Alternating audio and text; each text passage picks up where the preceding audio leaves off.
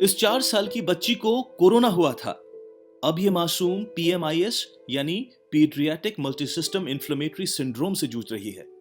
इस घातक बीमारी में कोरोना से जूझ चुके बच्चों के शरीर में सूजन आ जाती है, लगातार बुखार रहता है, त्वचा पर रैश आना, डायरिया होना भी इसके लक्षण हैं और बाद में ऑर्गन फेलियर यानी अंग तक काम करना बंद कर देते हैं। इस बच्ची का हृदय भी पूरी तरह काम नहीं कर रहा। डॉक्टरों के लिए बच्ची के लक्षण चुनौती हैं, जिनकी डॉक्टर स्टडी कर रहे हैं। ये हम अक्सर क्रिटिकल इलनेस जो पोस्ट कोविड देखा गया है कि अटरे बच्चे जो है ये paediatric multi system inflammatory shock syndrome बोलते हैं, जो कोविड से रिकवर हुआ है बट इन्फ्लेमेशन उनकी जो शरीर में है वो दूसरे ऑर्गन्स को अफेक्ट करके ऑर्गन डिसफंक्शन होती है। तो ये मेजर जो ऑर्गन्स है, जो हार्ट है और किडनीज है, उसमें शॉक लाइक सिंड्रोम हो जाती है और ये बच्चे बहुत क्रिटिकल हो जाते हैं। डॉक्टर कहते हैं कि 14 साल तक की उम्र के बच्चों के लिए आमतौर पर कोरोना घातक नहीं होता, पर कोरोना के बाद कुछ बच्चों में पीएमआईएस के लक्षण आते हैं। मुंबई के वाडिया अस्पताल में कोरोना जैसे लक्षण वाले 600 बच्चे इलाज के लिए लाए गए। इनमें से 100 बच्चे कंफर्म्ड कोविड-19 के केस थे, जिनका इलाज चला।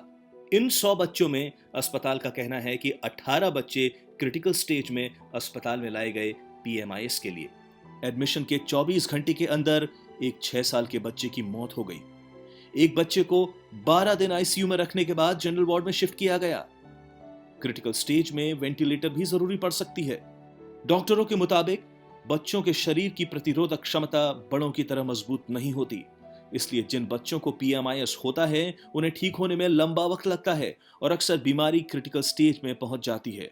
इसलिए अगर कोरोना के बाद बच्चों को लगातार बुखार रहे और सांस लेने में दिक्कत हो तो उन्हें तुरंत अस्पताल पहुंचाना चाहिए। जो आपकी मामूली खांसी सर्दी और बुखार 3-4 दिन में कम नहीं होती है और फीवर परसिस्टेंट रहती है और दूसरे ऑर्गन सिस्टम्स में जैसे स्किन है या फिर ब्रेथलेसनेस इंक्रीज हो जाती है या पेशाब या डायरिया भी इसमें हम अक्सर देखते हैं कि उनको जुलाब भी होती है।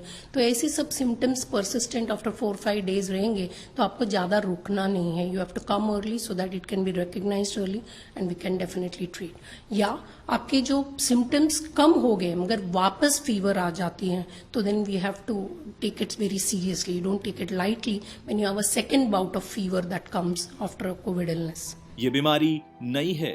कोरोना के बाद सबसे पहले इंग्लैंड और फिर अमेरिका में बच्चों में देखी गई थी।